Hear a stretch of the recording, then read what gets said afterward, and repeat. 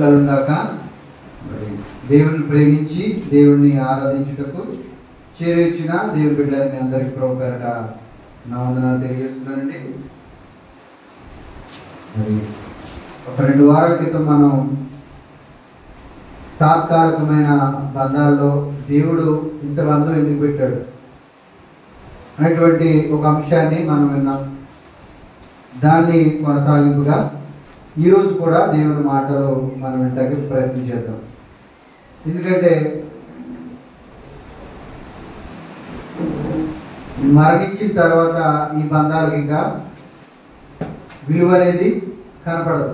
అంటే ఇంకా చనిపోయిన వారిని మనం జ్ఞాపకం చేసుకోవడం తప్ప వారితో మన జీవితం ఏమీ ఉండదు. ఇది అశాశ్వతమైంది, అంటే శాశ్వతం కాని జీవితం లాంటిది.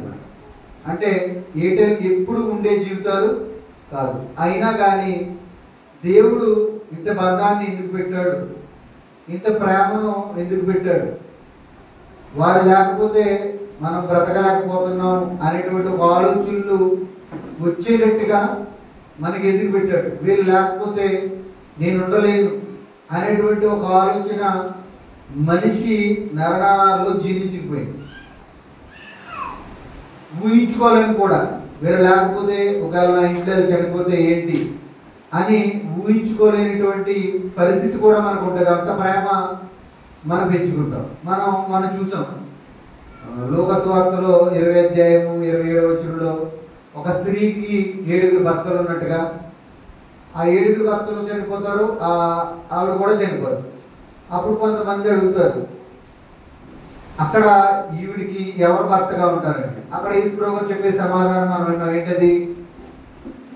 అక్కడ ఎవరు పెళ్లి చేసుకోరు, పెళ్లికి ఇచ్చుకోరు, అందరూ దేవుని దూతలుగా అంటే ఆత్మలుగా ఉంటారు అనేటువంటి విషయాన్ని మనం విన్నాం. మరి ఈ బంధాలు ఏదైనా శాశ్వతం అంటే కొరింథీలో రాసుకున్నట్టుగా మనం ఏమన్నాం, కంటికి కనపడుతున్నది ఏది కూడా దృశ్యమైనది నిత్యము ఉండదు. ఈ బంధాలే కానివ్వండి, లేదు ఈ సృష్టి కానివ్వండి, మన కంటికి ఏదైతే కనపడుతుందో ఇది అంతా కూడా ఒక ఉండనిది. దృశ్యం అంటే కనపడుతుంది, అదృశ్యం అయిపోద్ది అంటే ఒక రోజు కనపడదు. కంటికి కనపడుతున్న ఈ బంధాలు, కంటికి కనపడుతున్న ఈ ప్రేమలు, కంటికి కనపడుతున్న ఈ విశ్వం, ఒకవేళ ఉద్యోగం, ఒకవేళ డబ్బు, లేదు బంగారం, లేదు ఎంతో కష్టపడి పొద్దు నుంచి సాయంకాలం దాకా కష్టపడి మనం సంపాదించిన ఆస్తులు, ఇవి ఏవి కూడా ఉండవంట, అదృశ్యమైపోతాయంట. అంటే కంటికి కనపడకోకుండా వెళ్ళిపోతాయి అనేటువంటి మాట విన్నాం. మరి ఏది నిత్యము ఉండేది అంటే అదృశ్యం, అంటే దృశ్యం కానిది. మనకి ఏది కనపడలేదు ఈరోజు చెప్పండి? పరలోకం కనపడలేదు, దేవుడు కనపడలేదు, నిత్యము బ్రతుకున్న పరిశుద్ధులు కనపడలేదు. అదృశ్యం ఉంది, దృశ్యం ఉంది కానీ అదృశ్యం మనకు కనపడలేదు. అవన్నీ కూడా నిత్యము ఉండేవంట. అదృశ్యమైనవి నిత్యము ఉండేవి. ఏంటంటే పరలోకం, దేవుడు, పరిశుద్ధులు, నీతిమంతులు, వీళ్ళందరూ కూడా నిత్యము ఉండేవారు. మనము కూడా అటువంటి నిత్యత్వంలోకి వెళ్ళేటటువంటి విధంగా ఉండాలి. కానీ అదృశ్యమైపోయే వాటి మీద ఆలోచనలు పెట్టుకోకుండా నిత్యము ఉండేటి మీద మనసు పెట్టుకోవాలి అని మీకు తెలియపరుస్తున్నాను. మరి ఇంత బంధాలు ఎందుకు పెట్టాడు దేవుడు? ఈ కొంచెం కాలంలో బ్రతికే జీవితాల్లో మనకింత బంధం ఎందుకు పెట్టాడో మనం ఆలోచించాలండి. ఎందుకంటే మనకి 2 తండ్రులు ఉంటారు. ఎంతమంది ఉంటారు తండ్రులు? 2. ఎవరెవరు? హెబ్రీయులకు రాసిన పత్రిక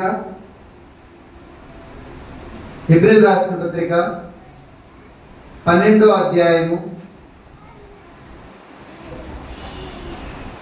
అందరు చూడండి, బైబిల్ ఉన్న వాళ్ళు తెరిచి చూడాలి. హెబ్రీయులకు రాసిన పత్రిక 12వ అధ్యాయము 9వ వచనం చూద్దాం. మరియు శరీర సంబంధులైన తండ్రులు మనకు శిక్షకులై ఉండిరి. అంటే శరీర సంబంధమైన తండ్రులు ఉన్నారు కదా, మనందరికీ ఉన్నారు కదా. శరీర సంబంధమైన తండ్రి లేకుండా మన భూమి మీద రాగలమా? శరీరం దాల్చుకుని రాలేము. మీకు ఎలాగైతే శరీర సంబంధమైన తండ్రులు ఉన్నారు, వాళ్ళు ఏం చేస్తారు? వారి యందు శరీర సంబంధ తండ్రులు మనకు శిక్షకులై ఉండిరి. ప్రతి క్షణము కూడా తప్పు చేస్తే శిక్షిస్తూ ఉంటారంట. అందరూ చూడాలి.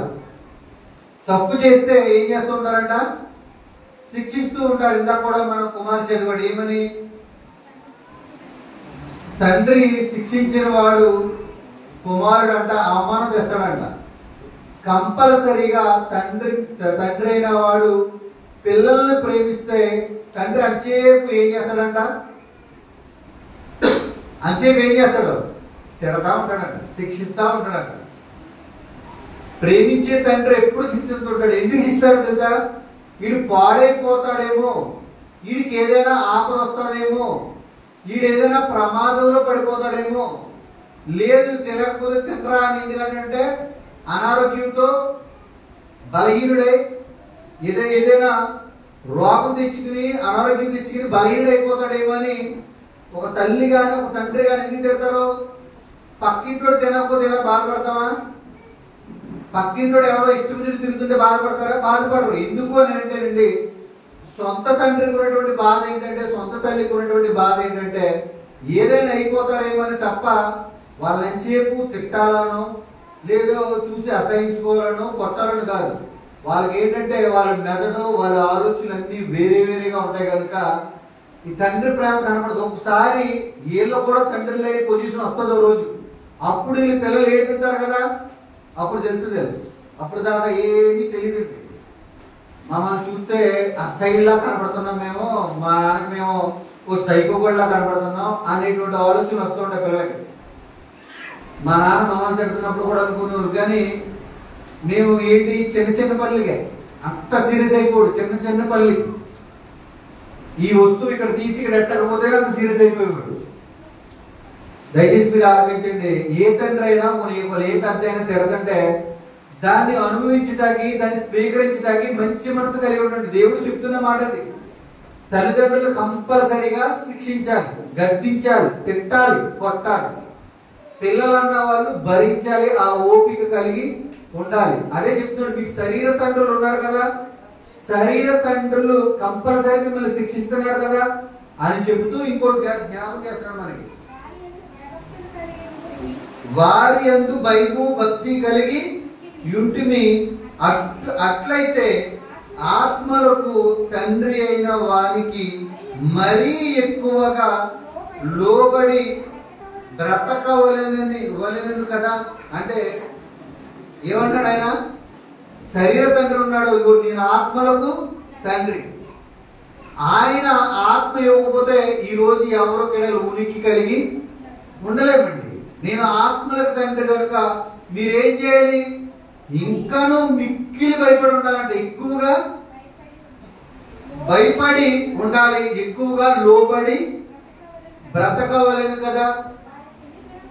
చూడండి ఇంకేమన్నాడంటే, వారు కొన్ని దినముల మట్టుకు తమకిష్టము వచ్చినట్లు మనలను శిక్షించుదురు గాని మనము తన పరిశుద్ధతలో పాలు పొందవలెనని మన మేలు కొరకే ఆయన శిక్షించుచున్నాడు. తండ్రి ఎందుకు శిక్షిస్తాడంటే వీడు బ్రతుకు బాగుండాలి అని శిక్షిస్తాడండి.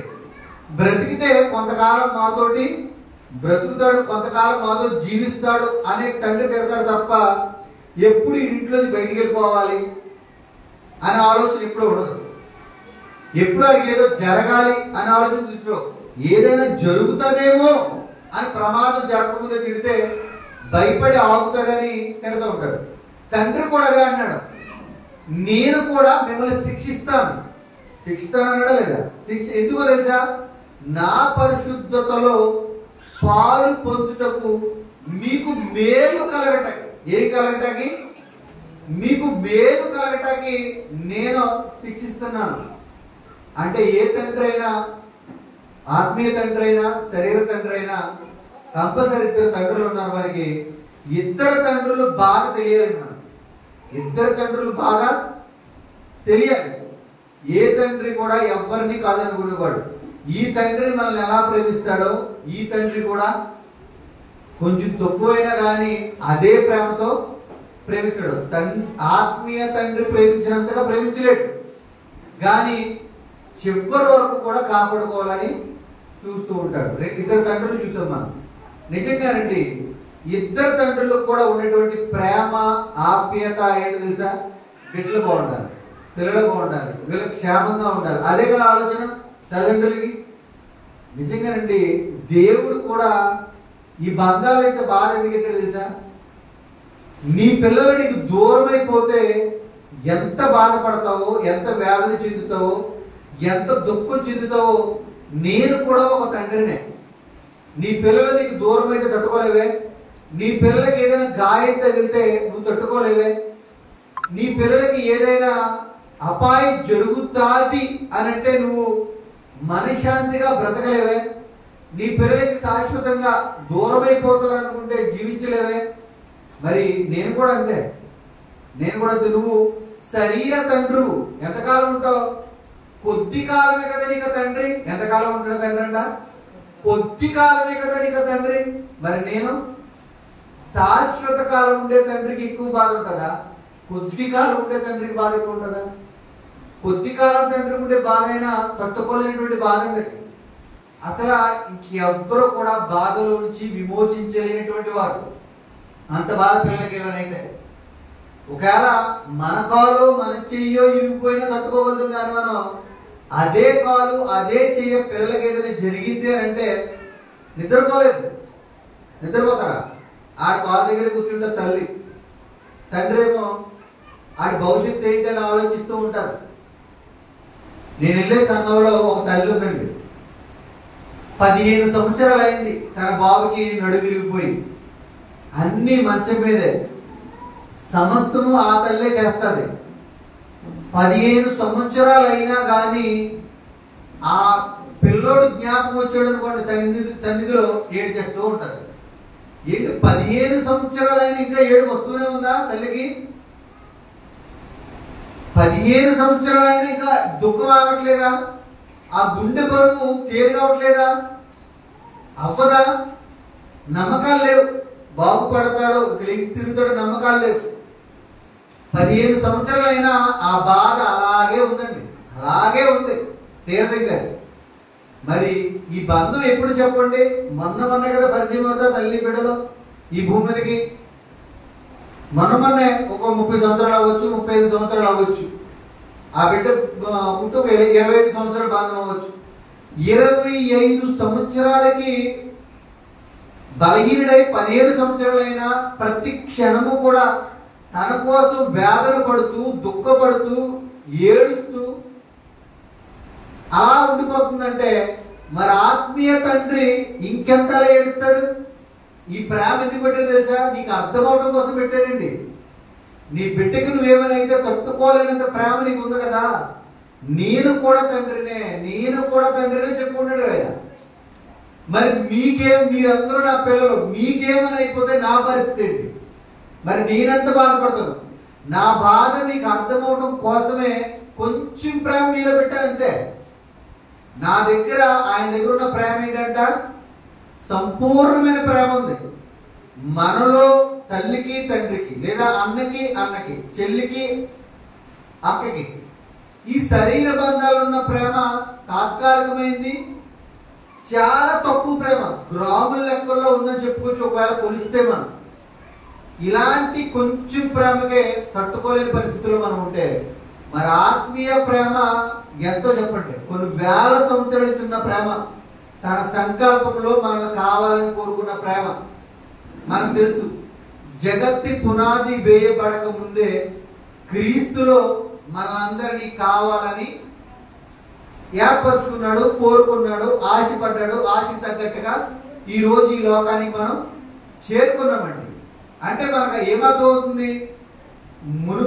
ఈ బంధం చాలా గొప్పది. తాత్కాలికమైన బంధంలో ఇంత ప్రేమ ఉంది, ఇంత వేదన దుఃఖం ఉంటే శాశ్వతమైన ప్రేమలో కూడా చాలా బాధ వ్యాధులు ఉంటుందండి. అందుకే మనం ఏమైనా అయితే తన పిల్లగా దేవుడు కూడా తట్టుకోలేడండి. మన బాధలు కనపడుతున్నాయి, తండ్రి బాధ ఎవ్వరికీ కనపడదు. అది దేవుని ఆత్మ ఎరిగిన వాడే తెలుస్తుంది. దేవుని ఆత్మ ఎవరు కలిగి ఉన్నారో, క్రీస్తు వారి ఆత్మ ఎవరైతే కలిగి ఉన్నారో వారికి మట్టుకే తెలుస్తుంది బాధలన్నీ. అందుకే దేవుడు అంటాడు, క్రీస్తు ఆత్మ లేని వాడు నావాడు కాదు. ఎందుకంటే క్రీస్తుకి ఏ ఆత్మ ఉంది అంటే దేవుని ఆత్మ కలిగిన వాడు, దేవుని బాధ వేదన దుఃఖం కలిగిన వాడు. అందుకే ఆయన యెరూషలేమును చూస్తున్నప్పుడు అంట కన్నీళ్లు పెట్టుకుని ఏడ్చాడని అంటది లోకాసు వార్తలో. యెరూషలేం అంటే యెరూషలేం పట్టణము అని కాదు, ఆ యెరూషలేములో ఉన్న సమాజాన్ని చూస్తున్నప్పుడు ఆయనకి కలిగింది ఏంటంటే దుఃఖం. ఎందుకు అనంటే ఎంతగా దేవుని వాక్యాన్ని వారికి వినిపిస్తున్నా, తండ్రిని పరిచయం చేస్తున్నా, తండ్రి ప్రేమను చూపిస్తున్నా, వాళ్ళ బ్రతుకు విలువేంటో వాళ్ళకి తెలియపరుస్తున్నా, ఆ రోజుకి కూడా ఎవ్వరూ కూడా తండ్రిని గుర్తించట్లేదు. తండ్రిని గుర్తించిన, తండ్రి పంపించిన కుమారుని గుర్తించట్లేదు, తండ్రి వారికి ఏర్పాటు చేసిన రక్షణను గుర్తించట్లేదు. కనుక వీళ్ళు ఏమైపోతారో, కన్న తండ్రికి దూరం అయ్యే పరిస్థితిలో వీళ్ళు ఉన్నారని చూసిన ప్రతి ఒక్కరిని బట్టి ఏడుస్తున్నారండి. ఏడుస్తున్నారు లేదా యేసుప్రభు గారు? ఏడుస్తున్నారు. ఇప్పుడు క్రీస్తు ఆత్మ మనము కూడా కలిగి ఉంటే మనము కూడా ఎవరిని చూసినా బాధపడాలి లేదా? ఎవరు నిద్రపోకూడదు. ఎవరు నిద్రపోతారని చూడండి పక్కన. ఎవ్వరు కూడా ఎవరిని చూసినా ఏమనుకోవాలి?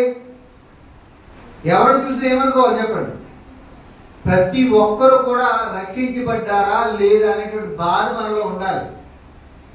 ప్రతి ఒక్కరు కూడా నెక్స్ట్ చనిపోతే ఈడేమైపోతాడు, చనిపోతే నెక్స్ట్ ఇప్పుడు పరిస్థితి ఏంటి, నా కుమారుడి పరిస్థితి ఏంటి, నా తల్లి పరిస్థితి ఏంటి అనే బాధ ఉండాలండి. ఆ బాధ ఎవరికి ఉందంటే శరీరధారిగా ఉన్నప్పుడు యేసుక్రీస్తులో ఉంది.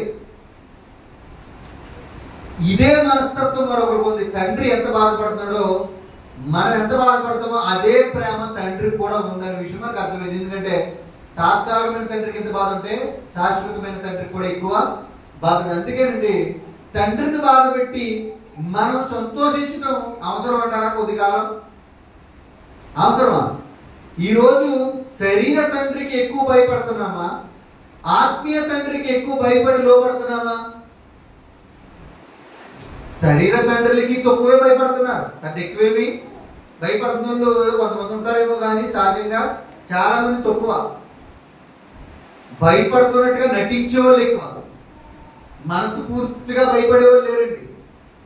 మనస్ఫూర్తిగా భయపడేవాళ్ళు లేరు. ఇంకా ఒకటి గుర్తించుకోండి, కంటికి కనపడుతున్న కన్న తండ్రి మాటకే నువ్వు లోబడలేని మనస్తత్వం మనలో ఉందంటే కంటికి కనపడన కన్న తండ్రి మాటలకు లోబడుతున్నాను అనుకోవడం అబద్ధమే.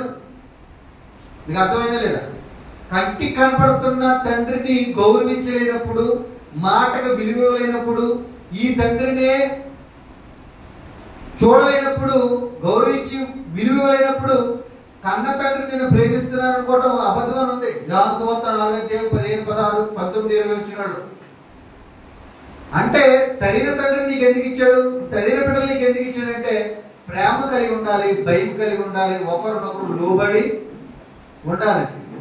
ఒకరినొకరు నటించుకోవడం ఎక్కువైపోయింది తప్ప, ఓ బాబు వీడు చెప్పేస్తాడు రా బాబు అని వచ్చేవాళ్ళు తప్ప ఎంత బాధపడతాడు, ఎంత బాధపడుతుంది, ఎంత బాధపడతాడు నా గురించి అని లేదండి.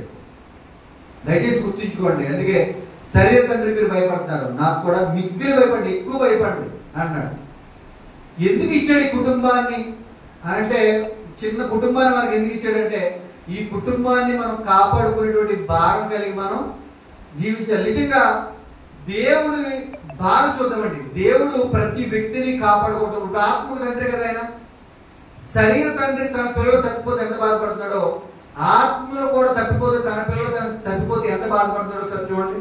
యోనా గ్రంథము 4వ అధ్యాయము.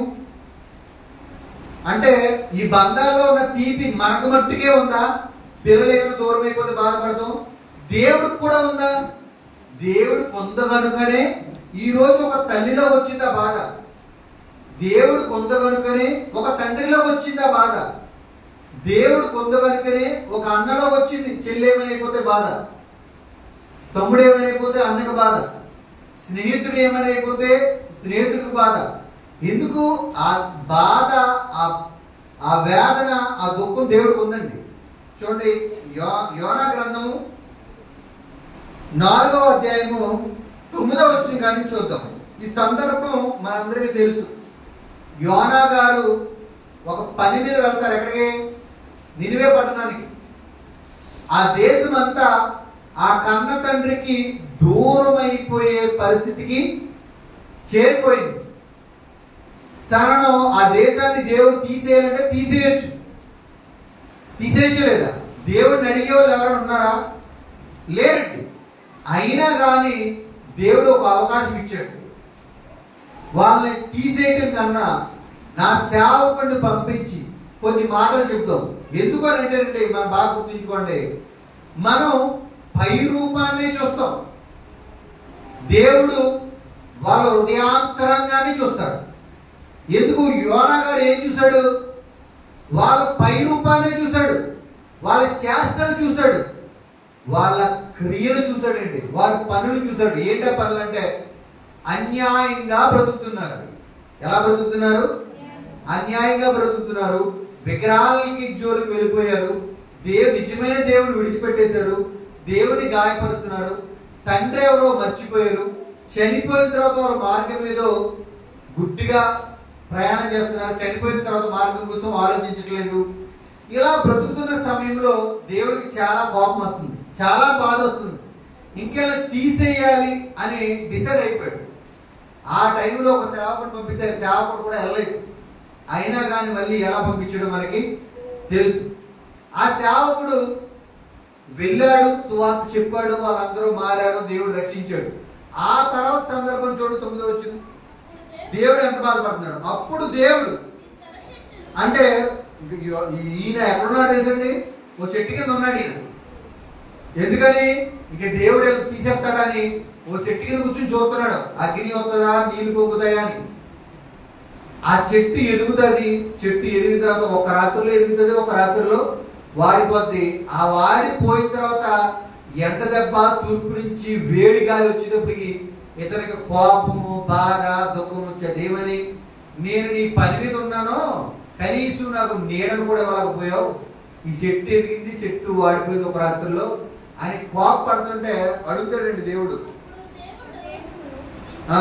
8వ వచనం చదవండి.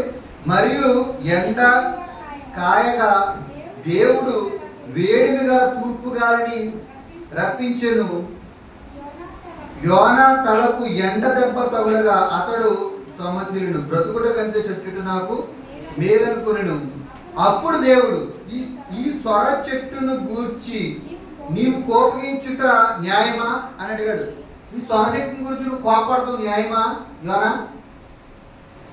ఏటి చిన్న బాధకు నువ్వు కోపడతావు న్యాయమా అని అడిగాడు.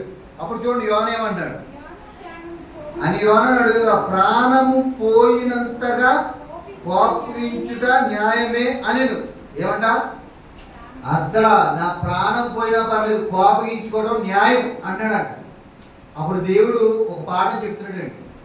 ఎవరికైనా సరే ఏదైనా గాయం తగులుతుంది, బాధ కలుగుతుంది అని అంటే ఏదో ఒకటి నేర్పించడాకే దేవుడు చేస్తున్నాడు. ఏంటది? 10వ వచనం చూడండి. అప్పుడు చెప్తున్నాడు ఆయన బాధ. అందుకు యెహోవా, ఇదిగో యోనా, నీవు కష్టపడకుండాను పెంచకుండాను ఒక రాత్రిలోనే పుట్టి పెరిగి ఒక రాత్రిలోగానే వాడిపోయిన ఈ సొర చెట్టు విషయంలో నీవు విచారపడుచున్నావే. అయితే చూడు, 120,000 కంటే ఎక్కువై కుడి ఎడమలు ఎరుగని జనమును బహు పశువులను గల నినువే మహాపురము విషయంలో నేను విచారపడవద్దా అని యోనాతో చదివి. అంటే నేను బాధపడొద్దా, నేను దుఃఖపడొద్దా అన్నాడు. ఎవరి విషయంలో? ఎవరి విషయంలోనండి? జనాల విషయంలో. ఆయన అన్నాడు 120,000 కంటే ఎక్కువ ఉన్నారు ఈ జనాంగం నినివే పట్టణంలో. వీళ్ళందరినీ నేను పెంచాను, నేను కన్నాను, నేను పెంచాను, నేను పోషించాను.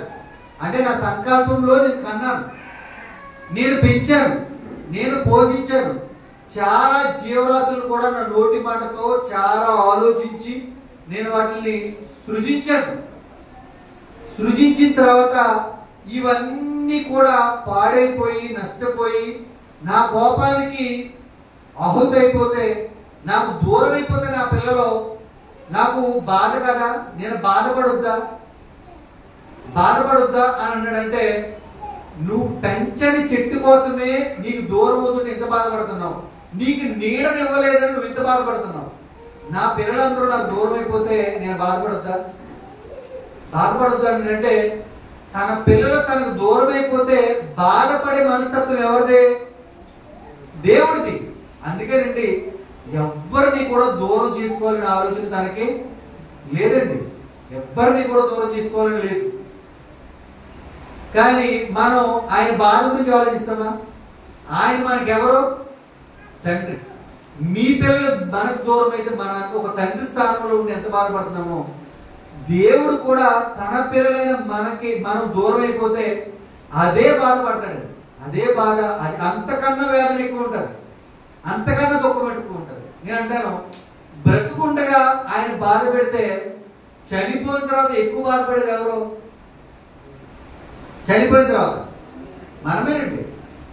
ఆయనకి లెక్క లేకుండా, ఆయన మాటలు లెక్క లేకుండా, ఆయన ఇచ్చిన బంధాలను విలువ చేయకుండా, విలువివ్వకుండా, ఆయన ఇచ్చిన జీవితాలకి, వారిచ్చిన బ్రతుకుని భద్రపరచుకోకుండా ఇష్టం వచ్చినట్టుగా తిరిగితే ఆయన బాధపడతాడు. ఆయన బాధపడతాడని తెలిసినా అలాగే తిరుగుతుంటే లోకానుసారంగా, లోకాశలతోటి, జీవపు డంబంతో, ఈ జీవితమే బాగుంది, ఈ ప్రయాణమే బాగుంది, ఈ పనులే బాగున్నాయి, ఈ డబ్బే బాగుందని తిరుగుతుంటే ఆయన ఎంత బాధపడతాడు చెప్పండి. దయచేసి గుర్తుంచుకోండి, మనలో ఈ బాధ ఎందుకు పెట్టాడంటే, నాకు ఇదే బాధ ఉంది, మీకు దూరం అయితే ఎంత బాధపడుతున్నారో నేను కూడా అంతే బాధపడతాను అని. నిజంగా ఓకే, ఈయన తండ్రి కనుక బాధపడ్డాడు, ఈయన కష్టపడ్డాడు కనుక బాధపడ్డాడు, ఈయన కని పెంచి పోషించాడు కనుక బాధపడ్డాడు, ఈయన కని పెంచి పోషించాడు కనుక బాధపడ్డాడు, ఈయన తండ్రి కనుక. మీరు ఆలోచించండి, మరి ఏ సంబంధం లేని వాళ్ళు ఇలా బాధపడగలరా? ఇప్పుడు ఈ తండ్రి ఆత్మలకు తండ్రి కనుక చాలా బాధపడ్డాడు. నా పిల్లలు ఎవరైనా నాకు దూరం అయిపోతే నేను తట్టుకోలేను, అందుకే వాళ్ళు ఎన్ని తప్పులు చేసినా కాపాడుకోవాలనుకుని నేను చూస్తున్నాను, అందుకే నేను పంపించాను అని. మీరు ఆలోచించండి దయచేసి. ఒక తండ్రిగా నీకు ఎంత బాధ, వేదన, దుఃఖం ఉందో, నా కన్న తండ్రి కూడా నా విషయంలో ఇంతే బాధ ఉంటుందని ఆలోచించండి. ఇలాంటి బాధ ఒక వ్యక్తికి, భూమి మీద బ్రతుకుతున్న ఒక సేవకుడికి ఉన్నాయి. దేవుడికి ఉన్నటువంటి బాధ కుటుంబం కాదు, కానీ అయినా అంత బాధ ఉంది. ఎవరో తెలుసు ఆయన? చూడండి ఒకసారి నిర్గమకాండము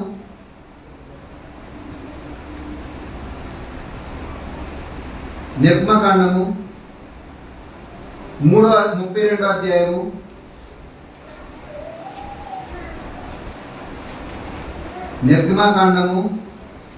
32 అండి, 72 పేజీ నెంబర్, మొదటి నుంచి 72 పేజీ నెంబరు, 32వ అధ్యాయము 32వ వచనాన్ని మనం చూద్దాం. ఇక్కడ ఎవరంటే అతను మోషే గారు అండి. మోషే గారు అంటే తన ఇల్లంతటిలో నమ్మకమైన వాడు. కొంతమంది జనాల్ని, ఇంచుమించుగా 25 లక్షల మందిని ఒక దేశం నుండి మరొక దేశానికి నడిపించగలిగే నాయకుడు. ఇంతవరకు అలాంటి నాయకుడు ఎక్కడా కూడా భూమి మీద ఉండు. 25 లక్షల మందిని నడిపిస్తున్న నాయకుడు. ఎన్నో లక్షల మందిని తిట్టేవారు, దూషించేవారు, అవమానపరిచేవారు, హేళన చేసేవారు. మమ్మల్ని చంపాలని ఇక్కడికి తీసుకొచ్చావా అని దేవుణ్ణిని, ఆయనని కూడా దూషించేవారు. వీళ్ళు దేవుని విషయంలో తప్పిపోతే మళ్ళీ 40 రోజులు ఉపవాసం ఉన్నవాడు మళ్ళీ వెళ్ళి 40 రోజులు మీకోసం నేను ప్రార్థన చేస్తాను, మీ పాపాలు క్షమించబడటానికి ప్రార్థన చేస్తాను, మీరందరూ బ్రతకాలి, మీరందరూ దేవుడిలో జీవించాలి, మరణం తర్వాత మరో లోకం ఉంది, ఆ దేవుడి దగ్గర మనందరూ వెళ్ళాలి, ఇలా దారి తప్పిపోతే ఇది కరెక్ట్ కాదు, మీకోసం మళ్ళీ నేను 40 రోజులు వెళ్ళి ప్రార్థన చేస్తానని చెప్పినోడండి. ఎవరైనా తిట్టినోళ్ళని, అవమానపరిచిన వాళ్ళ కోసం, హేళన చేసిన వాళ్ళ కోసం. వీళ్ళ కుటుంబమా, అత్తోడు తాలూకా కాదండి. యూదా జాతి తన సంతానం అనుకున్నాడు అంతే, యూదా జాతులు అనుకున్నాడు, ఇశ్రాయేలు అనుకున్నాడు అంతే. దేవుని సంతానం అనుకున్నాడు. ఏ సంతానం అనుకున్నాడు? దేవుని సంతానం. ఇది ఇశ్రాయేలు దేవుని సంతానం. దేవుని సంతానం అంటే ఎవరి సంతానం? మేమంతా ఒకటే అనుకున్నాడు. వాళ్ళ వేరు వీళ్ళ వేరు అనుకోలేదు. విగ్రహాలని ఆరాధిస్తున్న వాళ్ళు కూడా కాపాడుకోవాలి అనేటువంటి ఆలోచన ఎవరిది? మోషే. దేవుడికి కూడా ఎలాంటి ఆలోచన ఉంది? బంధాన్ని కాపాడుకోవడానికి. వాళ్ళు దేవుడిని బాధ పెట్టినా, దేవుడికి వ్యతిరేకంగా ఉన్నా, అసలు దేవుడినే పట్టించుకోకుండా బ్రతుకుతున్నా కాపాడుకోవాలనుకున్నాడు. బంధం విలువ తెలుసు కనుక. మరి ఒక మనిషి అయి ఉండి ఇంతలా ఆలోచించాడంటే మరి మనం కూడా ఎలా ఉండాలి చెప్పండి? ఉండాలి లేదు? మోషేలాగా ఉండాలి. ఈయన ఎలాంటి ప్రార్థన చేశాడో తెలుసండి? నా జీవితంలో బంధాల విలువ తెలిసినోడు తప్ప మరి ఎవ్వరూ కూడా ఎలాంటి ప్రార్థన ఎవరు కూడా చేయలేదు. ఎలాంటి ప్రార్థన చేశాడు ఆయన? చూడ 32 వచ్చు. మోషే అయ్యో నీవు, అప్పుడు మోషే, అప్పుడు 31 చదువు చూడండి. అప్పుడు మోషే యెహోవా యొద్దకు తిరిగి వెళ్ళి, అయ్యో ఈ ప్రజలు గొప్ప పాపము చేసిరి. పాపం చేసిన వాళ్ళ గురించి, పాపం చేయని వాళ్ళ గురించి, చేసిన వాళ్ళ గురించి చేసిరి. వారు బంగారు దేవదూతను తమ కొరకు చేసుకొనిరి. అయ్యో నీవు వారి పాపమును ఒకవేళ పరిహరించితివా? లేని ఎడల నీవు వ్రాసిన నీ గ్రంథంలో నుండి నా పేరు తుడిచివేయమని బ్రతిమాలు కొనుచున్నాను. ఏంటి ఎవరు చేయగలరు చెప్పండి ప్రార్థన? ఎవరైనా చేశారు ఇంతవరకు? భర్త లేకపోతే ఉండలేకపోతున్నాను అంటున్నావు,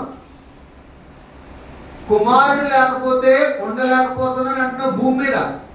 అవునా కదా? పొరపాటుని నా కుమారుడికి ఏమైనా అవుతుంది అని అనుకుంటేనే భయం వేస్తుంది లేదా? ఇప్పుడు వేగంగా తిరుగుతున్నాడండి, అసలు ఆడట్లేదు అయ్యగారు పిల్లలు. 10 మంది చెప్తున్నారు మనకి ఎలా ఉంటది? తిరుగుతాడండి, కుర్రోడే అవనొచ్చుడే, ఆడికి ఏమో అంటామండి. ఆడికి ఏమి కాదండి, అయితే లారీ కావాలి కానీ మా ఊడికి ఏమి అవ్వదు అని అంటామా? అనమండి. గుండె జారిపోతూ ఉంటుంది. ఆ మాట విన్నా వెంటనే గుండె ఆగి మళ్ళీ కొట్టుకుంటూ ఉంటుంది. ఒకడెనకాల లేదు. ఇదిగో మీ కూడా ఐసీయూలో ఉన్నాడు ఇలాగా అన్న వెంటనే మనకి ఎలా ఉంటుంది? డాక్టర్ వచ్చిన వాళ్ళు ఒకరు చెప్తుంది నీకు దూరం అయిపోతున్నాడు, తన బలహీనత అది, ఏం చేసినాక బ్రతకడు, తనకున్న పరిస్థితి అన్న వెంటనే ఎలా ఉంటుంది తండ్రికి? మా ఊడికి ఏం కాదనుకుంటావా? లేదండి. మన పిల్లలు, మన కుటుంబీకులు ఎవరైనా దూరం అయిపోతున్నారు అంటే చాలా భయం వేస్తుంది మనకి. ఎందుకో తెలుసా? ఈ శరీర బంధం విలువ మనకు తెలుసు గనుక నా పిల్లలు కానీ, నా భార్య కానీ, నా భర్త కానీ, నా కుటుంబీకులు కానీ ఎవరైనా దూరం అయిపోతున్నారంటే చాలా బాధ. ఒక్కసారిగా దిగులు చెందుతూ ఉంటాం, భయపడుతూ ఉంటాం. మరి నేనంటాను, ఈ బంధం ఇక్కడతో ఆగిపోయేదా? ఈ శరీర బంధాలు ఇక్కడతో ఆగిపోయా? ఇంకా ప్రయాణం చేస్తాయా? కుమారుడు ఉన్నాడా లేదా? ఇక్కడ లేడు, ఒక చోట ఉంటాడా లేదా? భార్య ఇక్కడ లేదు, మరొక చోట ఉంటాడా లేదా? తమ్ముడు ఇక్కడ లేడు, మరొక చోట ఉంటాడా లేదా? అన్న ఇక్కడ లేడు, మరొక చోట ఉంటాడా లేదా? స్నేహితుడు ఇక్కడ లేడు, మరొక చోట ఉంటాడా లేదా? మన కంటికి కనబడుతున్న ప్రతి ఒక్కరూ ఇక్కడ లేరు, మరొక చోట ఉంటారా లేదా? నువ్వు ఇక్కడ ఉన్నప్పుడే క్షేమాన్ని కోరుకుంటున్నావు, మరి మరణించిన తర్వాత వాళ్ళకి క్షేమం వద్దా? నీకు తాత్కాలికమైన బంధువులు, తాత్కాలికమైన స్థితినే ప్రేమను కోరుతున్నావు, కానీ శాశ్వతమైన ప్రేమను నువ్వు మనం కోరుకోవట్లేదు. దయచేసి మీరు ఆలోచించండి. ఏదో బలహీనత వస్తే బెంగపడకండి ఎవరి గురించి. ప్రాణాలు పోతున్నా బెంగపడుతుంది. ప్రాణం ఉన్నా లేకపోయినా దేవునితో ఉండేటట్టుగా చూడాలి. మోషే గారు అదే బాధపడుతున్నారు. ఏమని తెలుసా? వీళ్ళని దూషిస్తున్నారు. ఇదిగో విగ్రహాలకు మొక్కుతుంది, పలానోళ్ళు మొక్కుతున్నారు, ఇదిగో పలానోళ్ళు మొక్కుతున్నారు, పలానోళ్ళు మొక్కుతున్నారు. దయచేసి తండ్రి, వాళ్ళ పాపాలు నువ్వు వీరికి క్షమించలేదా? నేను కూడా పరలోకం రాను. నా పేరు నువ్వు రాసావేమో, రాసున్నాడా రాసి లేకుండా అన్నాడు. మాట రాసేసాడు, ఆల్రెడీ రాసేసాడు. అందుకే ఒక చోట గ్రంథంలో, జీవగ్రంథంలో వారి పేరు తుడిచివేయబడును అని అంటే దానికి అర్థం ఏంటి? రాసేసిన పేరు తుడుతారా, రాయని పేరు తుడుతారా? తుడిసేయాలంటే అది ఉందని అర్థం అక్కడ. అంటే ఎవరైతే బాప్తిసం పొందుకుని దేవుని కోసం బ్రతుకుతారో వారి పేర్లు వ్రాయబడుతున్నాయి. వ్రాయబడ్డ పేరును కూడా మోషే గారు, నా పేరు తుడిచే తండ్రి, ఇలా విగ్రహాలు మొక్కుతున్నారు, నా కుటుంబీకులే, నీ సంతానమే, నువ్వు కావాలని కోరుకున్నావు, కానీ వాళ్ళకి తెలియక, నిజమైన దేవుడిని తెలుసుకోక ఆ విగ్రహాలు మనుషులు చేసిన విగ్రహాలకి, మనుషులు చేసిన బొమ్మలకి, మట్టితో అలికిన ఆకారాలకి మొక్కుతున్నారు. దయచేసి వీళ్ళకి పరలోకం రాకుండా నరకానికి వెళ్ళిపోయి ఫలమైతే నాకు కూడా పరలోకం వద్దు వద్దు వద్దు అంటున్నాడండి. నేను నిజంగా నేనంటాను, మోషే గారు ఆ సమాజాన్ని ప్రేమించినట్టుగా ఈ రోజు మన కుటుంబీకులు ఎవరైనా ప్రేమిస్తున్నారా? నా భర్త బాగలేదు, నా భర్త పరలోకం రాకపోతే నేను రాను తండ్రి అనే మాట నీ నోట వస్తుందా? వస్తుందా? రాదండి. ఎందుకో తెలుసు, ఈ బంధం విలువ నీకు తెలియలేదు. ఈ బంధం ఎందుకు పెట్టాడు తెలుసా? ఆయన లేకపోతే నేను ఉండలేను, నేను ఎలా ఉంటాను ఇంట్లో అంటావు చనిపోయిన రోజున. మా నాన్న లేని ఇంట్లో నేను ఎలా ఉంటాను, మా నాన్న లేని జీవితం నా జీవితం ఎందుకు, ఇంకా నా ప్రాణం పోయినా పర్వాలేదు అంటాం. మరి అక్కడ మీ నాన్న లేకపోయినా నువ్వు ఉండిపోతావా? ఇది స్వార్థంగా కనపడలేదా? తమ్ముడు లేకపోయినా అక్కడ ఉండిపోతావా? ఇది స్వార్థంగా కనపడలేదా ఈ ప్రేమ? చెల్లి ఇక్కడే కావాలి, అక్కడ వద్దా? చెల్లి లేకపోయినా అక్కడ ఉండిపోతావా? అక్క లేకపోయినా అక్కడ ఉండిపోతావా? అమ్మ నాన్న లేరు, ఇంతకాలం పెంచారు నిన్ను, నువ్వు ఒక్కడవే భక్తిగా కొనసాగినావు, మరి ఇద్దరు లేకపోతే నువ్వు అక్కడ ఉండిపోతావా? ఇది స్వార్థంగా కనపడలేదు చెప్పండి. బంధాలు, ఇంత బంధం ఎందుకు పెట్టాడు తెలుసా? ఎవరికైనా కుటుంబీకులకి ఏదైనా తట్టుకోలేము ఎందుకో తెలుసా? ఆయనకున్న బాధలో కొంచెం పెట్టాడు ఆ ప్రేమ బాధ. కనీసం ఈ విధంగానైనా నీ కూతురు లేకపోతే నువ్వు ఉండలేనంటున్నావు, నీ కొడుకు లేకపోతే నువ్వు ఉండలేనన్నావు కదరా, ఇదే ప్రేమ నువ్వు అక్కడ కంటిన్యూ చేయాలి. ఎక్కడ కంటిన్యూ చేయాలి? పరలోక రాజ్యంలో మీ అన్న లేకపోతే నువ్వు బతకలేనన్నావు, నీ అన్న మీద నీకు ఎంత ప్రేమ ఎందుకు పెట్టావు తెలుసా? నీ ప్రేమ ద్వారా నీ అన్నను కాపాడుకుంటావని. నీకు ఎంత ప్రేమ ఎందుకు పెట్టావు తెలుసా? నీ కూతురు మీద, నీ కూతురు లేకపోతే నేను బ్రతకలేను నువ్వు అంటున్నావు కదా, ఈ కూతురు నువ్వు కాపాడుకుంటావేమో నాకులాగా. నేను ఎంత ప్రయాసపడ్డానో, వాళ్ళు నాకు వ్యతిరేకంగా తిరుగుతున్నా ఈ రోజుకి కాపాడుకోవాలని ఎంత కష్టపడిన సేవకులు పంపించానో, నువ్వు కూడా ఈ బంధం విలువ తెలిస్తే నీ కూతురుని కాపాడుకుంటావు అని నీకు ఎంత ప్రేమ ఎందుకు పెట్టా తెలుసా? నువ్వు నీ కూతురుని తీసుకుని నువ్వు వస్తావని, నీ కుమారుని తీసుకుని నువ్వు వస్తావని, నీ భర్తను తీసుకుని నువ్వు వస్తావని. నీకింత బాధ, బెంగ, భయము, నీకింత ఆలోచన వాళ్ళ మీద ఎందుకు పెట్టానంటే నువ్వు వాళ్ళని కాపాడుకుంటావేమో, లేకపోతే నేను ఇక్కడ ఎలా ఉండలేను నువ్వు అంటున్నావో, అక్కడ కూడా ఉంటావని ఈ తీపి కొంచెమే పెట్టాను నీకు. మరి ఏది? వాళ్ళు ఎలా పోయినా ఏం పట్టించుకోవట్లేదేంటి? వాళ్ళు ఎలా బ్రతుకుతున్నాడు పట్టించుకోవట్లేదేంటి అంటే నీకు ఏం అర్థం కాలేదు? ఆత్మీయ బంధం విలువ అర్థం కాలేదు. శరీర బంధం విలువ అర్థమైందంటే అది కూడా ఈ అవసరాల కోసమే అని ప్రేమిస్తున్నాం. అవునా కాదు? ఆరోగ్యం ఉంటేనే అందరినీ ప్రేమిస్తాం, ఆరోగ్యం లేకపోతే ప్రేమిస్తాం వాళ్ళని. వాళ్ళతో అవసరాలు ఉంటేనే ప్రేమిస్తాం, అవసరాలు లేకపోతే ప్రేమిస్తామా?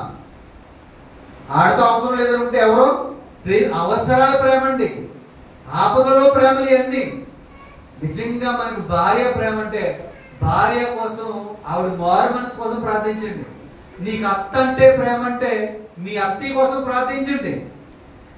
భూమి మీద క్షేమంగా కాదండి, ఏంటి ఆరోగ్యం ఉన్నా అనారోగ్యం ఉన్నా ఆపదలున్నా సమస్యలున్నా సుఖాలున్నా ఈ లోకాన్ని విడిచిపెట్టి ఏదో రోజు వెళ్ళిపోవాలి. కానీ పరలోకంలో శాశ్వతంగా ఉండాలంటే ఆవిడ కావాల్సింది ఒకటే, నీ ప్రేమ ద్వారా వారిని మార్చుకోవాలి. నీవు చూపించే సాత్వికం ద్వారా మన అమ్మని, మన నాన్నని, మన తమ్ముడిని, మన అక్కని, మన చెల్లిని మోషే గారు అలాగే చేశారండి. దేవుడే వాళ్ళని తీసేస్తానంటే అహరోను నువ్వు పరిగెట్టుకెళ్ళి దేవాలయంలో ధూపమై, దేవుని తెగులు ఆల్రెడీ స్టార్ట్ అయిపోయింది, చాలా మందిని చంపేయడానికి సంహరించడానికి బయలుదేరింది. నువ్వు నడిస్తే కుదరదు, ఇక్కడ పరుగులు పెట్టాలి, వాళ్ళందరూ రక్షించబడాలంటే నువ్వు నడవకో, పరిగె అన్నాడండి మోషే గారు. పరుగులు పెట్టాయా, పరుగులు పెట్టన్నాడు. ఇతని వయసు అంతా అప్పటికే 100 సంవత్సరాలు. ఎవరికే? మోషే గారికి. అహరోను అంటే ఎవరో తమ్ముడా? అన్న 100 సంవత్సరాలు దాటిన వాడిని అన్నాడు నువ్వు నడిస్తే కుదరదు, వేగంగా పరుగులు పెట్టంటాడు. అంటే ఈ సమాజం రక్షించుకోవాలి, పరలోకం మీద తీసుకుని వెళ్ళాలి. వీళ్ళు విగ్రహాలకు మొక్కుతున్నా, దేవుడు కాదనుకున్న వరకు మొక్కుతున్నా, వీళ్ళందరూ కాపాడబడాలి. దేవుడి కోపం ఆల్రెడీ వచ్చేసింది, కాపాడుకోవాలి అని ఎంత తపన చెందుతున్నాడండి. మనకి ఎందుకంటే ఆ బాధ లేదు. మరి ఒక మనిషికి ఉన్నటువంటి, ఒక భక్తుడికి ఉన్నటువంటి ఆ బంధాల్లో ఉన్నటువంటి తీపి మనలో ఎందుకు లేదు? మనలో ఉందా లేదా? ఏంటి, ఎవరమ్మ గురించి ప్రార్థన చేశారు? అమ్మ గురించి ప్రార్థన చేయాలంటే అమ్మ మీద ప్రేమ ఉండాలి. నాన్న గురించి ప్రార్థన చేయాలంటే నాన్న మీద ప్రేమ ఉండాలి. స్నేహితుల గురించి ప్రార్థన చేయాలంటే స్నేహితుల మీద ఏముండాలి? నీకు ప్రేమ ఉండాలి. చెల్లి గురించి నువ్వు ప్రార్థన చేయాలంటే చెల్లి మీద ప్రేమ ఉండాలి. ఎవరి మీద ప్రేమ లేకుండా అవసరాన్ని బట్టి ప్రేమించి అవసరాన్ని బట్టి పలకరించే నీకు ప్రేమ విలువ తెలియదండి. అవసరాన్ని బట్టే పలకరించారు, కుటుంబమైనా సరే. ఏంటి, ఎవరి మనసు ఎవరికి తెలియదు చెప్పండి? అందరి మనసులు అందరికీ తెలుసు. కానీ ఏంటంటే అది ఏ కోణాన్ని ప్రేమిస్తున్నాడో ఆ బయట పెట్టామనుకో ఆ బంధం తెగిపోదు. సరేలే పోనీ, వీడు ఎలా ప్రేమిందని పోనీ అని ఎగ్జిస్ట్ అయిపోవాలంతే. ప్రేమను కాపాడుకోవాలి తప్ప ఆడు ఎలా ప్రేమించాడో అని ఎత్తి చూపించామనుకో ఆ ప్రేమ కూడా రాదు. మళ్ళీ వస్తుందా? నువ్వు ఎందుకు ఇష్టపడుతున్నావో, ఎందుకు ప్రేమ ఉన్నావో, ఎందుకు పలకరించో నాకు తెలిసిలేరా, నీ సంత నాకు తెలిసిలేమో అన్నామనుకో ఇంకా ఆ ప్రేమ కూడా చూపించింది. అలాంటి ఎదుటి వ్యక్తి లోపాల్లో ఉండేటువంటి ప్రేమను చూపించండి. గాయమైన ఆ గాయాన్ని అలా కప్పుకుంటూ ఎదుటి వ్యక్తి మీద ప్రేమ చూపించండి. మోషే గారు ఎలాగైతే వారు లేకపోతే నాకు కూడా పరలోకం వద్దుదండి బ్రతిమాలుకున్నాడా, మనం చేశాడా? బ్రతిమాలుకున్నాడు అంటే ఎంత బ్రతిమాలుకుని ఉంటాడు? చాలా రకాలుగా బ్రతిమాలుకున్నాడండి.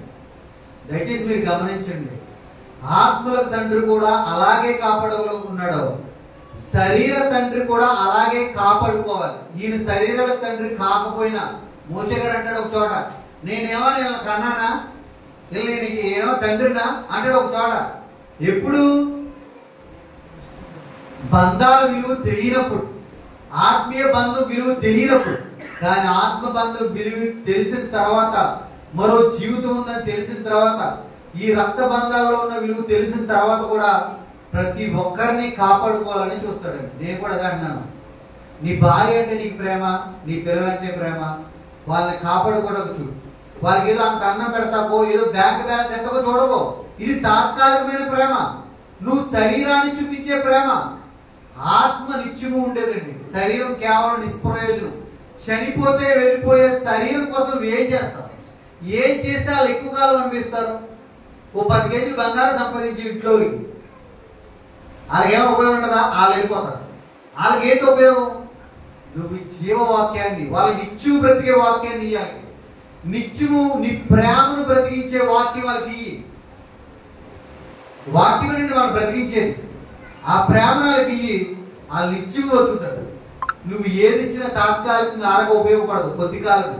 అందుకంటే మనం ముందు చదువుకున్న దాంట్లో కొద్ది కాలమే కదా. నీకు తండ్రులుగా ఉన్నారా? ప్రేమించినా శిక్షించినా నీకేది ఇచ్చినా కొద్ది కాలమే. కానీ శాశ్వత కాలం ఉండే తండ్రిని నేను.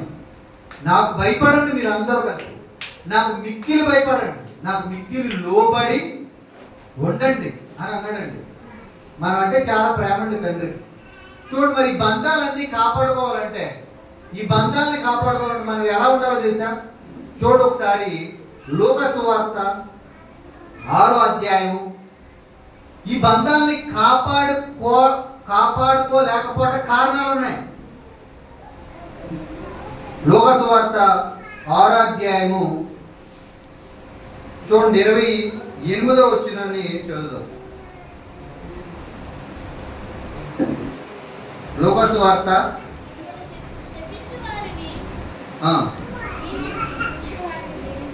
దీవించుడి.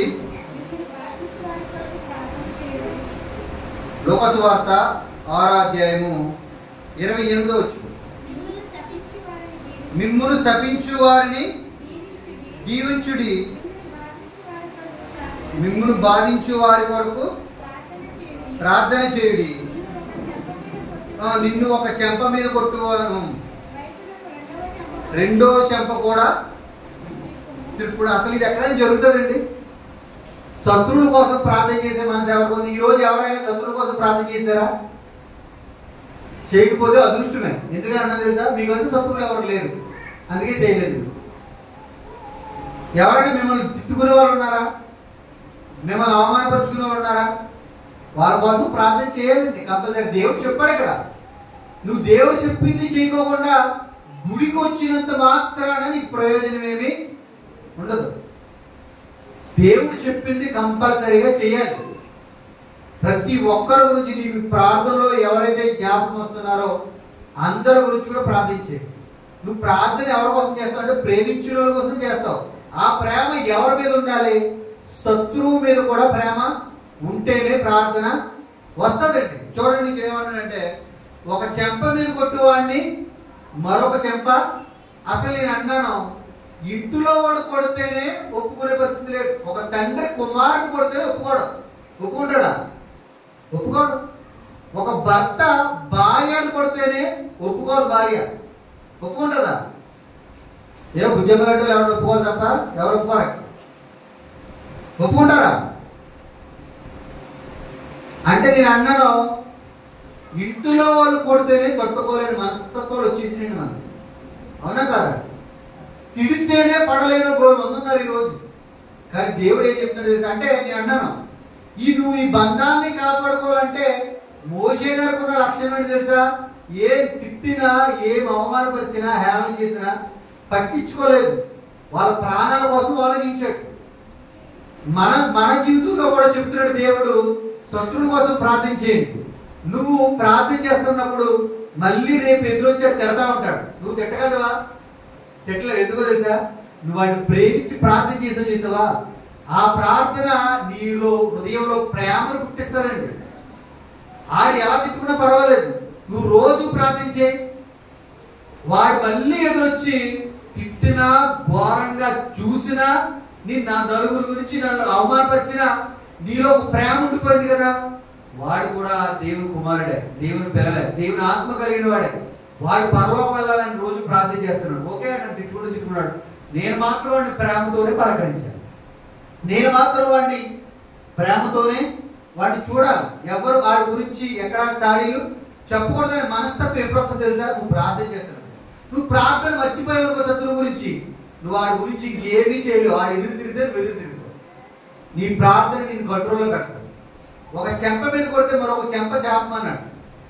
అది ఇంట్లో వాళ్ళ మధ్యనే జరగట్లేదు, సమాజంలోకి వెళ్తే ఎక్కడ వస్తుంది? అందుకే నువ్వు ఇంట్లో వాళ్ళు తిడుతున్నా తట్టుకునే మనస్తత్వం ఉంటే సమాజంలోకి వెళ్ళినప్పుడు నీకు ఏది ప్రమాదం, ఎలాంటి అవమానం జరిగినా సహించగలిగే హృదయం నీకు ఎక్కడ వస్తుంది? ఇంటిలో వాడు తిడుతుంటే తట్టుకునే మనస్తత్వం నీకు ఉంటేనే ఆ బాధను, ఆ వేదనను, ఆ అవమానాన్ని స్వీకరించే మనసు నీకు ఉంటేనే బయటికి వెళ్ళినప్పుడు నేను తిట్టినా ఇదే మనసు అక్కడ నడుస్తుంది. నువ్వు ఇక్కడ ఎవడో ఇంట్లో వాళ్ళు తిట్టినా, కుటుంబీకులు తిట్టినా, ప్రాంతం వారు తిట్టినా, సంఘం వారు తిట్టినా పడలేని మనస్తత్వం నీకు ఉన్నప్పుడు నువ్వు బయటికి వెళ్ళి తిట్టించుకుంటే నీకు తగ్గిపోతుందా? నేను చెప్పే మాటలు నీకు అర్థమవుతున్నాయి లేవా?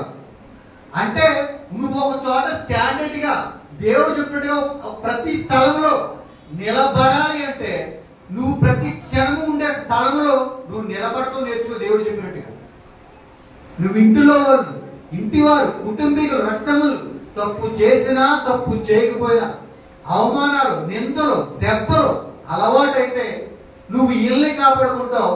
ఇదే అలవాటుతో నువ్వు సమాజంలోకి వెళ్ళినప్పుడు నీకున్న పరిస్థితిని బట్టి ఎన్ని దెబ్బలు తగిలినా తట్టుకునే మనసత్వం నీకు ఎక్కడ వస్తుంది తెలుసా? దేవుడు మాటలు నీ కుటుంబాన్ని కట్టుకున్నావు, ప్రేమతో సమాజాన్ని కట్టుకున్నావు. ఆ తర్వాత బయటికి వెళ్ళినా ఇదే లక్షణాలు నీలో ఉంటాయి. ఇక్కడ చూపించుకోకుండా ఎవడు తప్పు లేకుండా నన్ను ఎవడేం చేసినా పడాలంటే కుదరదు. నువ్వు చిన్న చిన్న అందుకే ఒక తండ్రి ఎందుకు తిడతాడు, ఒక కుటుంబీకులు ఎందుకు తిడతారు, రక్త సంబంధులు ఎందుకు తిడతారు అని అంటే దేవుడు వాళ్ళ తిట్టుతాడు నిన్ను, నీకు ఒక పాఠం నేర్పించడానికి. రేపు నేను సమాజంలో తీసుకెళ్ళిన తర్వాత నీకు అక్కడ పెద్ద దెబ్బ ఎదురవుతుంది. ఈ చిన్న చిన్న దెబ్బలు తట్టుకుంటేనే అక్కడ నువ్వు తట్టుకోగలుగురా అని నీకు ఇక్కడ చిన్న చిన్న అవమానాలు నేర్పుతున్నాడు, బలపరుస్తున్నాడు. మీకు కరాటే నేర్పించే వాళ్ళకి ముందుగానే కత్తిచ్చేలా తిప్పేమంటారా? మొత్తం చర్మం అంతా తెగిపోద్ది, ఎక్కడ పడితే అక్కడ తెగిపోతా లేదా? ముందు ఫిట్నెస్ గా గుంజులు తీస్తారు నరాలన్నీ సాగడం కోసం. ఆ తర్వాత పరిగెట్టిస్తారు, ఒక 2-3 నెలలు పరిగెట్టిస్తూనే ఉంటారు. ఆ తర్వాత చేతులు ఎలా సాపమంటారు కొంతకాలం. మొత్తం బాడీ అంతా ఫ్రీ అయిపోయిన తర్వాత అప్పుడు చిన్న చిన్న కేజీలు లెక్కెత్తారు. జిమ్లోకి వెళ్తే ఒక్కసారి 10 కేజీలు ఇచ్చాడు, ఇక్కడ చిన్నది ఎత్తాడు. చిన్నదాన్ని అలవాటు అయిన తర్వాత అప్పుడు 5 కేజీలు ఇస్తాడు, అప్పుడు 10 కేజీలు ఇస్తాడు, అప్పుడు 5 కేజీలు ఇస్తాడు. అక్కడి నుంచి పెంచుకుంటూ వెళ్తాడండి. ఇది సహజంగా సమాజంలో నువ్వు ఒక విద్యను కానీ ఏదైనా కళను నేర్చుకోవాలి అని అనుకుంటే, ఒక విద్య నేర్చుకోవాలన్నా ముందుగానే 2 ఎక్కువ నేర్పుతారా? ముందు అంకెలు నేర్పుతారు. 1, 2, ఏ అంటే యాపిల్ అని బాల్, ఇవన్నీ చిన్న చిన్న అక్షరాలు ఎలా నేర్పుతారో సమాజానికి పెద్ద స్థాయిలోకి వెళ్ళి నువ్వు నిలబడాలంటే చిన్న స్థాయి నుంచి ఎలా తీసుకెళ్తారో దేవుడు కూడా నుండి ఒక వ్యక్తిని కాపాడుకోవటానికి, సమాజంలో ఉన్నవాడిని కాపాడుకోవటానికి, ముందు నీ కుటుంబంలో ఉన్నవాడిని కాపాడుకోవటానికి నువ్వు ఎలా ఉండాలో నీకు ట్రైనింగ్ ఇస్తారు. ఇక్కడ ఇంట్లో వాళ్ళు కొట్టినప్పుడు, సమాజంలో తిట్టినప్పుడు ఇవన్నీ ట్రైనింగ్ ఇచ్చినప్పుడు సమాజంలో మీకు ఇదంతా అర్థం అవ్వాలండి. ఇదంతా అప్పుడు దేవుడు చెప్తున్నాడు. మళ్ళీ చూడండి, కిందకు వచ్చినప్పటికి ఇంకో పాఠం నేర్పుతున్నాడు. పైన శత్రువుని ప్రేమించాడు అన్నాడు. ఆ తర్వాత శత్రువుడు నేను కొట్టినా కానీ నువ్వేమన్నా ఏదైనా ప్రేమించేసావు కాబట్టి. 3వ ఏమన్నాడు చూడండి, ఎంతది 30. నిన్ను అడుగు ప్రతి వానికి ఇమ్ము, నీ సొత్తు ఎత్తుకొని పోవాని వద్ద దాన్ని మరలా అడగవద్దు. చాలండి, ఇక్కడ ఏమన్నాడు? నీ సొత్తు ఎత్తుకుపోయారు, అది అన్యాయంగా ఎత్తుకుపోరు, మొత్తానికి 1 సెంటు నేల ఎత్తుకుపోరు, 1/2 సెంటు ఎత్తుకుపోరు. దానికోసం నువ్వు గొడవలు పెట్టుకోమన్నాడా? గొడవలు పెట్టుకో, అడక్కో, ఎత్తుకుపోని. పై వస్త్రం అడిగితే అంటే అప్పుడు తువాలు వేసుకునేవారు పైనలాగా. పై వస్త్రం అడిగితే ఇంకో వస్త్రం ఇచ్చాడు, 2 వస్త్రాలు కూడా ఇచ్చాయి, పై చెట్ట కూడా తీసిచ్చేలాగా. రే ఎవడు గొమ్మిది అట్టుకుపోతున్నాడు, రే చెట్ట కూడా వేసుకోవాలి, నీకు చాలా బాగుంటుంది రా అనాలి నువ్వు. అవునా కాదా? ఈ చెట్ట కూడా నీకే బాగుంటుంది రా, నాకన్నా బాగా లూజ్ అయిపోయింది, లేదా టైట్ అయిపోయింది, ఇది వేసుకోరా అనాలి. అప్పుడు ఆయనకు అర్థమవుతుంది నిజంగా ఇది నేను పైకి దొంగిలించిన, రెండోది కూడా ఇస్తున్నాను నేనంటే నీకు చాలా ప్రేమని. రేపు దొంగతనం చేస్తాడా నీ దగ్గర? అవసరమైతే ఇష్టమైతే అడిగి తీసుకుంటాడు, లేదంటే మానేస్తాడు. వద్దురా అని ఆ తీసుకున్నది కూడా నీకు ఇవ్వగలిగే మనస్తత్వం వాడికి రప్పించాలంటే అది ఒకటి దొంగిలిస్తే మరొకటి మనం ఇచ్చేయాలండి. అప్పుడు ప్రేమను సంపాదించుకుంటాం, ఆడిని కాపాడుకుంటాం. పోతే పోయింది, రోజు 10 రూపాయలు పోతే 1/2 సెంటు పోదు. ఇది అన్నాదమ్ముల మధ్యన పడదండి. ఈ రోజు ఎక్కడెక్కడో కుటుంబీకుల మధ్య, స్నేహితుల మధ్యన అందరి దగ్గర మంచి బాండ్ అంటే మంచి బంధం కాపాడుకుంటాం. కానీ అన్నంటే అక్కకు పడదు, అక్క అంటే చెల్లికి పడదు. పడతారా? ఎందుకు పడదు తెలుసా? ఒక కడుపులో నుంచి వచ్చిన, ఒక రక్తాన్ని పంచుకుని పుట్టిన, ఒక ఒడిలో పెరిగిన, ఒక నీడలో పెరిగిన అక్కంటే చెల్లికి, చెల్లంటే అక్కకి ఎందుకు పడదో తెలుసా? వాళ్ళలో ప్రేమ లేక కాదు, అక్క అంటే చెల్లికి చాలా ఇష్టం, చెల్లి అంటే అక్కకి చాలా ఇష్టం, తమ్ముడు అంటే అన్నకి చాలా ఇష్టం, అన్న అంటే తమ్ముడికి చాలా ఇష్టం. వీళ్ళు చనిపోతే చాలా బాధపడతారు, వీళ్ళు చనిపోతే వీళ్ళు చాలా ఏడుస్తారు, చాలా దుఃఖిస్తారు. కానీ గుర్తుంచుకోండి, ఆస్తుల కాడకు వచ్చేటప్పటికి ప్రేమలు అనేవి తెగిపోతాయి, బంధాలు అనేవి తెంపేసుకుంటారు. అవునా కదా? కోర్టులు నిండా ఉండే గొడవలు ఎవరైనా అంటే క్రైస్తవులే. కోర్టులు నిండా క్రైస్తవులేనండి. ఏంటి ఆస్తి కోసం తమ్ముడు వద్దు అనుకోవడం ఎంత తప్పు? ఏంటి నేల నాకుంటుందా ఆడుకుంటుందా?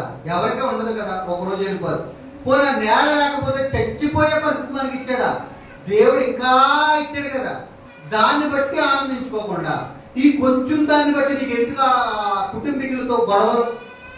అంటే నువ్వు వాళ్ళని కాపాడుకోలేకపోతున్నావు ప్రేమతోటి. వాళ్ళు నీకు వ్యతిరేకంగా అనుకున్నారు, నిన్ను వాళ్ళ మనసులో వ్యతిరేక భావం వస్తుంది. కారణం సెంటు నేల కోసం, గ్రాములు బంగారం కోసం, లేదా చిన్న చెంబు కోసం, చిన్న ఇతర పాత్రల కోసం, ఈ చిన్న చిన్న గొడవల కోసం బంధాలని కాపాడుకున్నామా, పోగొట్టుకున్నామా? అంటే నీకు బంధాల్లో ఉన్న బంధుత్వం ఒక విలువ తెలిసిందా? ఆస్తిలోను బంగారంలో ఉన్న విలువ తెలిసిందా? ఈరోజు క్రైస్తవ్యానికి వీటిని విలువ తెలుసుకుని ఈ విలువను పోగొట్టుకున్నారండి. నేను ఒక విషయం చెప్పంటారా? మీరు ఉన్నారని కాదు, కానీ ఒకసారి సత్యబాబు దగ్గరలో ఈయన కంపెనీలో ఈ పనిచేసే చోట కొన్ని లక్షలు, కొంచెం చాలా డబ్బు కుటుంబీకులే తినేశారండి. వాళ్ళు మా రక్త సంబంధులే, ఇంకా ఏమీ అనలేదు, వదిలేసాం. అప్పటి నుంచి నేనే చేసుకున్నాను. వర్క్ అంతా ఎవరు చేసుకున్నారో నేనే చేసుకున్నాను, ఇంకెవరిని బయట పెట్టట్లేదు. ఒక అతను గుమ్మస్తో పెట్టుకుని మేము చేసుకుంటున్నాం. నా చుట్టాలే, నా రక్త సంబంధులే పట్టిపోయారు, బాగుండే, ఇంక గొడవ ఏం పెట్టలేదు అని అన్నాడు. అదే సన్నివేశం మన మధ్యలో జరిగితే, అన్న దగ్గర తమ్ముడు దగ్గర జరిగితే లక్షలు పట్టుకొని ఊరుకుంటామా? ఊరుకోమండి. సత్యబాబు గారు దేవుడు ఆ మనసు ఇచ్చినందుకు నేను చాలా సంతోషించాను. ఆ రోజే ఏదో ఇప్పుడు సందర్భం వచ్చింది కాబట్టి చెప్తున్నాను. మీరు ఒక వస్త్రం తీసుకుంటే అడవ వదిలేయండి, కానీ బంధానికి అప్పుడు నిజంగా తీసుకుపోయారు, ఏం గొడవట్లేదు. మొత్తం ఎవరా అని కత్తి మీద మెడ మీద కత్తి పెట్టలేదు ఆయన. కానీ ఒక రోజు అర్థమవుతుంది లేదు అవతల అతనికి, నేను ఇంత తప్పు చేసినా, ఇంత అన్యాయం చేసినా నా వారు నన్ను ఏం చేయలేదు, ఎక్కడా అప్పచెప్పలేదు, జైల్లో పెట్టించలేదు, సమాజంలో నన్ను అవమానంగా నిలబెట్టలేదు, తీర్పులో నిలబెట్టలేదు. నిజంగా నేను తప్పు చేశాను ఒక రోజు పశ్చాత్తాప పడతాడండి. ప్రతి మనిషికి మనస్సాక్షి అనేది ఉంటుందండి. మనస్సాక్షి అనేది ఉంటుంది, పని చేస్తుంది.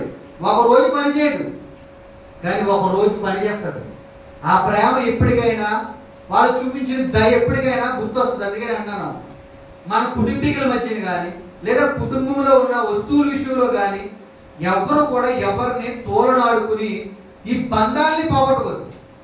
నువ్వు ఈ భూ సంబంధమైన ఈ వస్తువుల విషయంలో గొడవలు పెట్టుకున్నావు అనుకో, రేపు నువ్వు మంచి చెప్పిన వాళ్ళు వింటారా?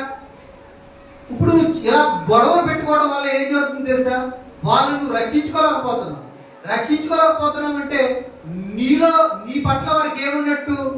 ద్వేషం పెరిగిపోతుంది. ద్వేషం పెరిగిపోతే వాళ్ళ పరలోకం వెళ్తారా, నువ్వు పరలోకం వెళ్తావు. నీ వల్ల వాళ్ళ పరలోకం వెళ్ళరు, వాళ్ళ మీద నువ్వు పెట్టుకున్న ద్వేషం వల్ల నువ్వు పరలోకం వెళ్ళవు. చిన్న దాని వల్ల, చిన్న బంగారమో, చిన్న డబ్బు, చిన్న ఏదో వస్తువులు, వీటి వల్ల చిన్న చిన్న గొడవలు పెట్టుకుని శాశ్వతమైన బంధాన్ని పోగొట్టుకుంటుంది. నేను అన్నాను, మనల్ని కావాలని కోరుకున్నందుకు దేవుడు ఏం పెట్టాడు చెప్పండి? ఏం పెట్టాడు? ప్రాణం పెట్టాడండి. మీరు కనీసం ఒక సెంటిని వదలలేరా? ఒక బంగారం వదలలేరా? ఒక ఇంట్లో వస్తువులు, చెంబో చేపో ఏదో వదలలేరా? వదలాలండి స్నేహితుల కోసం, లేదా అన్యాయం కట్టేయలేరు, లేదా ఆశపడ్డ వస్తువులు ఇచ్చేయండి. ఇవ్వటంలో చాలా తృప్తి, సంతోషం ఉంటుందండి. ఆ వస్తువు లేకపోతే మన గుండె ఆగిపోదు, ఆ వస్తువు లేకపోతే మన జీవనం ఆగిపోదు. ఇంకా దేవుడు 9 ఇచ్చాడు, 1 ఇచ్చే లేదు, ఇంకొకటి వచ్చేటాడు ఇక్కడ. నువ్వు ఇవ్వటం వల్ల ఈ మనస్తత్వం ఎవరిదో తెలుసండి? దేవుడిదండి. ఏంటంటే మనం మంచోళ్ళని ఇచ్చాడా ఇన్ని ఆహారాలు, ఇంత డబ్బు, ఇంత బంగారం, ఇంత క్షేమకరమైన ఆరోగ్యం మన మంచోళ్ళని ఇచ్చాడా? ఎప్పుడెప్పుడు తప్పిపోతున్నా ఆయన ప్రేమ ఎప్పుడు ఆపలేదండి. అలాగే మన కుటుంబీకులు అందరూ మంచోళ్ళు ఉంటారండి, మన స్నేహితులు అందరూ మంచోళ్ళు ఉంటారండి. మరి వీళ్ళందరినీ కాపాడుకోవాలంటే దేవుడు ఎలాంటి ప్రేమ చూపించి ఆయన ప్రేమ ద్వారా ఈరోజు ఎంతమంది రక్షించబడ్డారో తెలుసండి? నక్సలైట్లు, ఉగ్రవాదులు, నరహంతకులు, నరమాంస భక్షకులు అంటే మనుషులు తినే వాళ్ళు కూడా ఈరోజు దేవుడు రక్షించుకోవడం ప్రేమే అయింది. ఏ పెట్టుబడి పెట్టలేదని ప్రేమ ప్రేమ ప్రేమ. ఈరోజు నువ్వు కూడా చూపించు. ఏంటి మన ఇంట్లో నరకానికి వెళ్ళిపోతే మన పరలోకి వెళ్ళి ఆనందించగలమా? అమ్మయ్యా మా ఆవిడ రాలేదురా బాబు ఇక్కడికే అనుకుంటావా? ప్రేమ ఉన్నవాడైతే రావాలని కోరుకుంటావు. ఇక్కడ రాలేదురా బాబు అనుకో.